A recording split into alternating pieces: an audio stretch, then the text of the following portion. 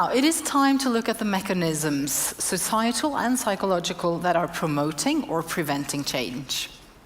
Another two-piece, actually. Okay, in the program outline for this session, we can read that transition policies run the risk of moving faster than people's capacity for change. Now, is that a fact? I'm not sure if the first speaker of this session immediately agrees to that. Tomas Moe Skjølsvold, he is professor at NTNU at the Department of Interdisciplinary Studies of Culture. He is particularly interested in how societal transitions and transformations unfold, and he will now give us his perspective on whether societal polarization is a barrier for energy transition or not. It is always a pleasure to welcome people physically onto the stage, and that's what we're going to do now, so give him a warm applause. Come on, Thomas. Right, thanks a lot. Thanks for that introduction. So, really nice to be here and be here live after a couple of years of sitting, presenting stuff like this on Zoom, so appreciate that. Polarization, people, politics, 3 Ps. Just very quickly, a reminder sort of why we're here in a more broader sense.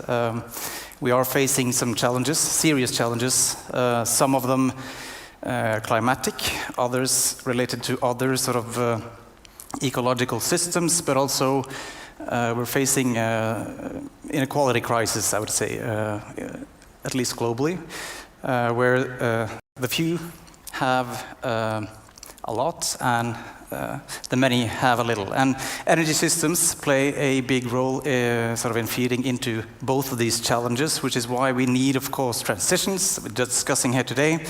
And I want to sort of address the sort of popular story about transitions. We have had it repeated a little bit here today, not too much, I'm happy to say. But this is a story where you have transitions, they entail technological change. On the other hand, you have a story about society blocking this change. And that society consists of various things. We've heard about them today. We've heard about public acceptance. We've heard about political will and the lack of political will. And we've heard, in the framing of this session at least, about the media and the way the media generates challenges. So I really want to get away from this framing and this way of thinking about transitions, and want to sort of bring about a different story about this. So, and it's a pretty straightforward story. It won't sort of blow any one of your minds, but it's nevertheless a story we tend to forget. And this is a story that transitions, they happen in society, they're not outside of society. They are multiple, so today we mainly discuss one type of transition, but there's a lot of transitions that we don't discuss. There are transitions in different sectors, but there's also sort of transitions. If you follow the Slido today, you've seen critical questions by various people about sort of, okay, what are the alternatives to the transitions we're discussing here today? IPCC mentions degrowth in its latest report, just to throw that out there as concepts. And transitions always entail sort of shifting both social and technical elements. So this type of image that you have up there represents a technological change, but it also represents institutional change, the emergence of new actors, new business models, new ways of acting, new types of behavior. And for these reasons, when we change energy systems, we also change societies. So this is trivial, but it means that the technologies we implement and the systems we implement, they are political, sort of at their core. That is not a new insight. This is an insight that historians have known, for decades and decades and decades. Louis Mumford wrote about this in the 1960s. Different technological systems, they sort of might give rise to different political ways of acting. This is very easy to see when we are in the situation we are now with Ukraine, where it becomes clear, and we heard earlier today, that energy systems become embroiled in geopolitics.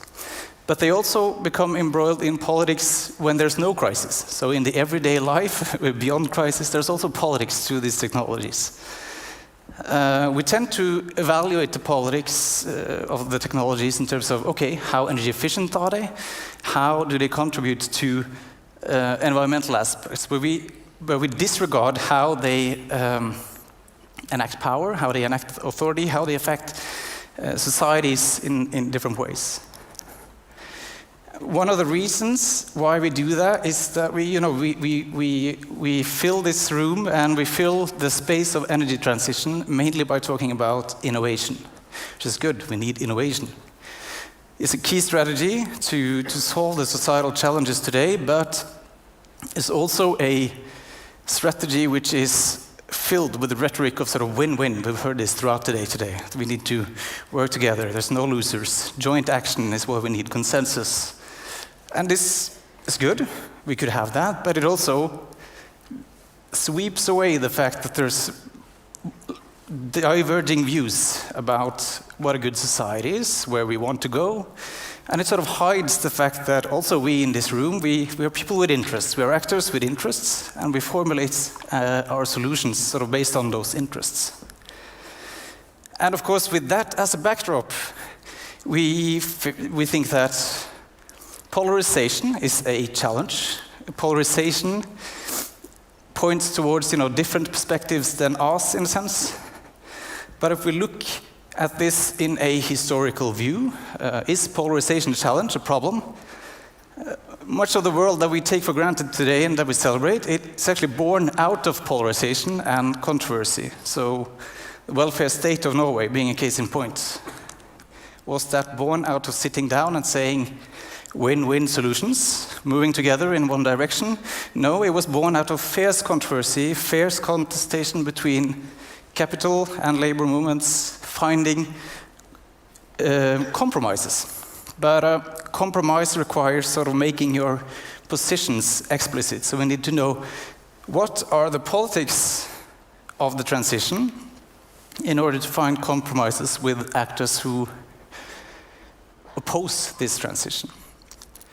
And I kind of have some suggestions. Okay, the explicit politics that we've been discussing today about the energy transition, things like this, carbon neutrality, cost efficiency.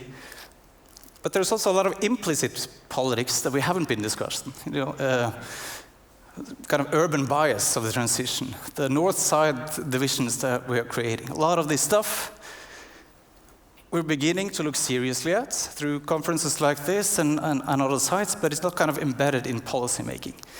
I will end with some questions, basically. They're inspired by scholar in the social sciences and humanities, Shilal Jasanoff. She just got a award for kind of being a key researcher in this field. And these questions, they ask sort of, okay, how can we take the initiative in this room and advance an agenda that takes the societal ramifications of the transition that we're implementing seriously. How do we deal with the distribution? There's been some attempts today to discuss this globally, across regions, countries, people. And how can innovation and science, technology actively engage with actually the qualities of future societies? So, polarization and conflicts, okay, it exists. My take on it is that it's part of the transition. It's not kind of external to and opposing the transition. Transitions transform societies.